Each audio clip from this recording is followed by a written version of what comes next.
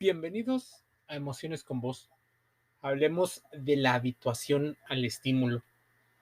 Seguramente lo has escuchado muy a menudo en los procesos de aprendizaje, de la educación, incluso de temas sobre rehabilitación y adicciones. Sí, son muy comunes estos temas. ¿Y por qué emocionalmente es importante conocerlos? Una, por un tema de educación. La segunda, para ir entendiendo lo que posiblemente nos pasa a nosotros o le pasa a alguien cercano. La habituación es una disminución en la respuesta a un estímulo después de presentarse repetidas ocasiones.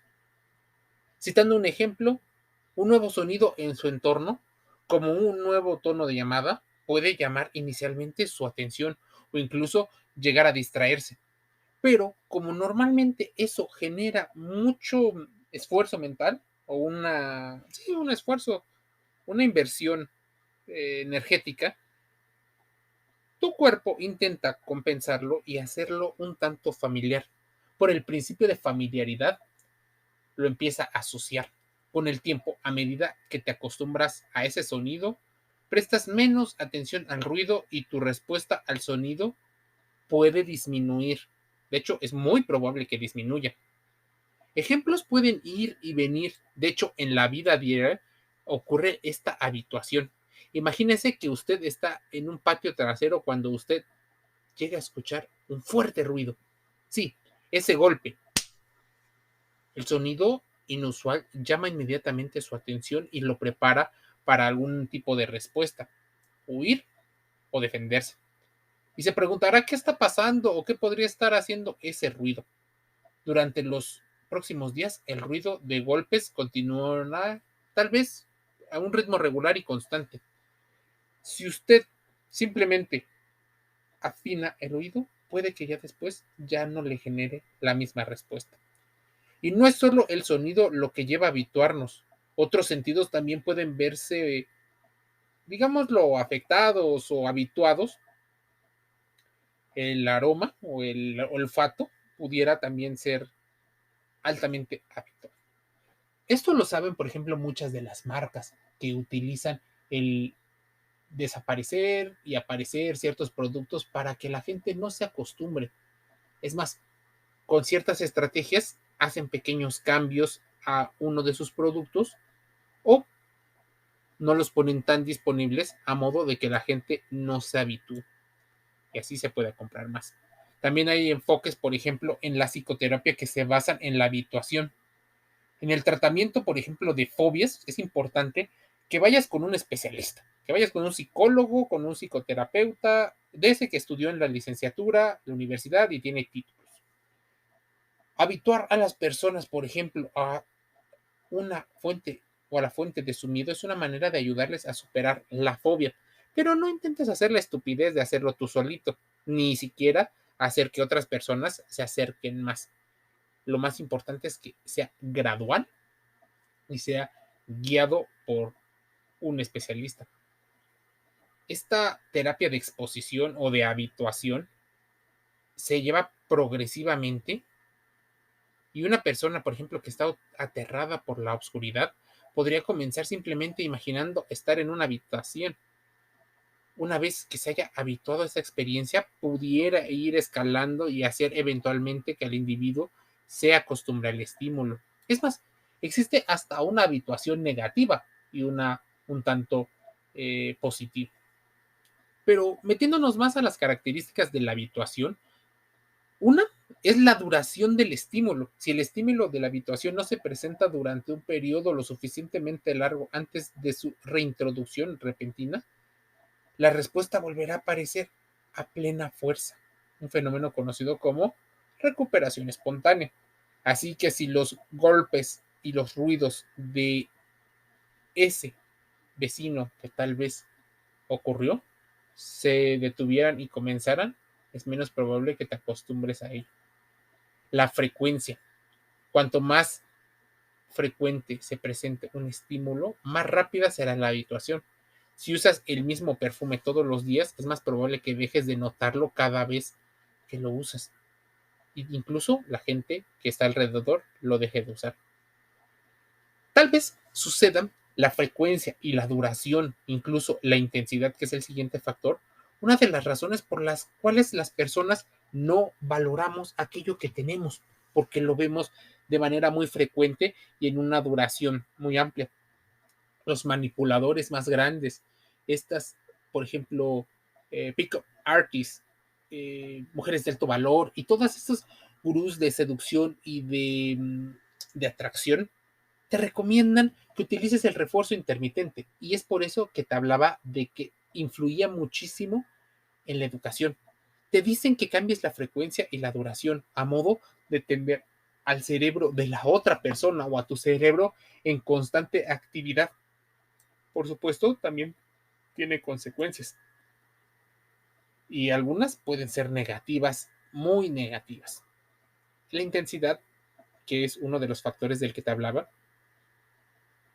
trata de los estímulos y cómo jerarquizar los estímulos muy intensos de los que no son tan intensos. Los muy fuertes tienden a resultar en una habituación más lenta, en algunos casos como ruidos ensordecedores, como una alarma o, por ejemplo, aquel pitido que utilizan los vendedores ambulantes. El cambio. Cambiar la intensidad o la duración de los estímulos puede dar lugar a una repetición de la respuesta original. Pero, ¿qué pasa por nuestro cerebro y por qué nos habituamos? La habituación es un ejemplo clásico del aprendizaje no asociativo, es decir, no hay recompensa o castigo asociado con el estímulo. No estás experimentando dolor o placer como resultado de los ruidos de esos golpes o de esa situación que te sacó de la normalidad o de la inercia. Hay algunas teorías diferentes que buscan explicar por qué se produce. La teoría de un solo factor de la habituación sugiere que la repetición constante de un estímulo cambia la eficiencia de ese. Cuanto más lo oigamos, menos lo notamos. Se vuelve poco interesante para nuestros cerebros en cierto modo. Y está la teoría de la habituación de los dos factores, que sugiere que hay procesos neuronales subyacentes que regulan la capacidad de nuestras respuestas a diferentes estímulos en la vida. La habituación en las relaciones, porque tal vez es una de las razones por las que te metiste a este podcast. Gracias por escucharnos y suscribirte a nuestro canal. La habituación es un concepto que a menudo se aplica a los fenómenos de percepción, pero también puede tener una serie de aplicaciones a medida que llegamos a conocer a las personas. Es natural que dejemos de notar cada pequeña cosa y nos acostumbremos cada vez más. Es más, normalicemos más sus buenas y sus malas cualidades. Es posible que te acostumbres a los hábitos que inicialmente te resultaban irritantes o incluso te enojes cada vez más por las cosas que pasaste por alto inicialmente. Son varias cosas, incluso que te empiecen a gustar situaciones que antes no te parecían irritables o que te guste aún más. No, eso no. Normalmente no te gusta mucho más porque la habituación baja la respuesta que tienes. En las etapas iniciales, o sea, en el enamoramiento, y no confundir con amor, por favor, no lo confundas. En las etapas iniciales de la relación llamado enamoramiento, las personas tienden a responder más fácilmente, muestran su mejor cara, sus mejores dotes, lo mejor que tienen. Cada sensación es emocionante porque es nueva y desconocida. Desafortunadamente, este no es un estado que pueda durar mucho, incluso hasta por salud mental. Eventualmente la habituación se pone en marcha y la gente deja de notar cada pequeña cosa. Hay personas que son adictas a las relaciones y que entre conciencia e inconsciencia sabotean o permiten que se sabotee la relación para que haya esta emoción, este especie de repetición, de llenado. Mucha gente le llamaría rush.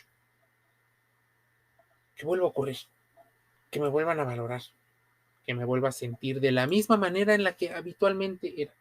Por eso mucha gente considera, sobre todo la creyente en el amor pasional, que una persona que tiende a ser más estable en sus estados de ánimo, en su temperamento y en sus conductas, pudiera verse incluso hasta aburrido y predecible. Si bien la habituación puede llevar a la emoción de que una nueva relación se desgaste con el tiempo, no es necesariamente algo malo, sino un tanto adaptativo. La pasión inicial que tiende a marcar el inicio de una relación típicamente da paso a algo más profundo y duradero.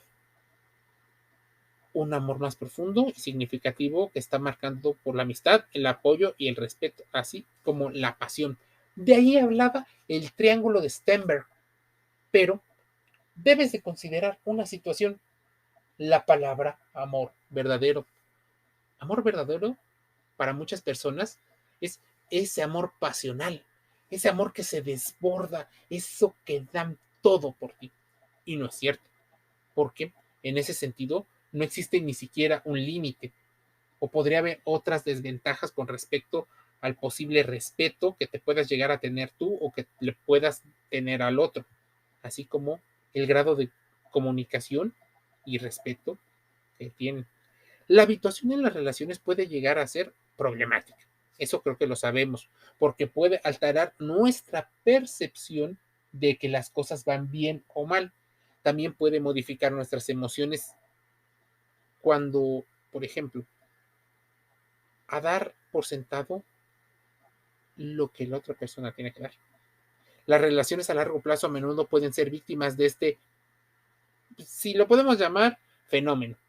Con el tiempo es posible que sientas que tu pareja no te aprecia o que no aprecia las cosas que contribuyen a la relación. O tal vez es que tu pareja o es tu pareja quien siente que no le estás valorando. Ya se habituaron. Tampoco estoy sugiriendo prácticas de riesgo, cuales fuera que es fuera, sino más bien de que entiendas que la habituación nos lleva a adaptarnos a estados que son convenientes. Imagínate si las mujeres y los hombres de la edad de piedra hubieran estado constantemente en la fiesta, viviendo del rush, yendo de evento en evento, pues lo más probable es que su centro de recompensa cerebral y su córtex no fuera o no permitiera cierta adaptación al entorno. No hubiéramos tal vez progresado de la manera en la que la humanidad ha logrado tal vez vencerse a sí mismo, entenderse a sí mismo y entender la naturaleza. La habituación es fundamental para de alguna manera crear una especie de hábito que permita que las personas sobrevivan. Todo lo que está relacionado con la sobrevivencia es importante. ¿Por qué? No puedes divertirte si no estás. Entonces, ¿qué puede hacer una persona para de alguna manera entender esto? Pues bueno, estudiar qué es la habituación y traer algo de novedad, aunque sea la misma persona. Recuerden que esos sentimientos desde el comienzo de tu relación podrían hacer algunos flashbacks, un viaje al pasado. Piensa en las cosas que primero notaste y te encantaron de tu pareja, pero con consideración, porque no vaya a ser que te des también cuenta de que te estás relacionando a partir de tus heridas y de tus carencias. Muchas personas no notan sus carencias, pero curiosamente en una proyección sí notan las carencias de los demás. Es importante que cada cierto tiempo vayas probando algo nuevo o cambiando rutinas y hábitos que te puedan ser útiles. También es importante practicar la gratitud. A medida que pasas más y más tiempo alrededor de una persona, puede ser demasiado fácil enfocarse en las cosas que te parecen irritantes. Si usted se centra solo en estas cualidades, puede ser extremadamente difícil convivir con usted o con las demás personas. Permanecer satisfecho y conectado no siempre pudiera ser posible, pero sí es importante que al practicar la gratitud vayas comprendiendo qué es la empatía, cómo funciona en ti y así poder entender el entorno. ¿Qué pasa, por ejemplo, si no entiendes el concepto de habituación? Lo más probable es cuando sucedan los fenómenos, entres a un estado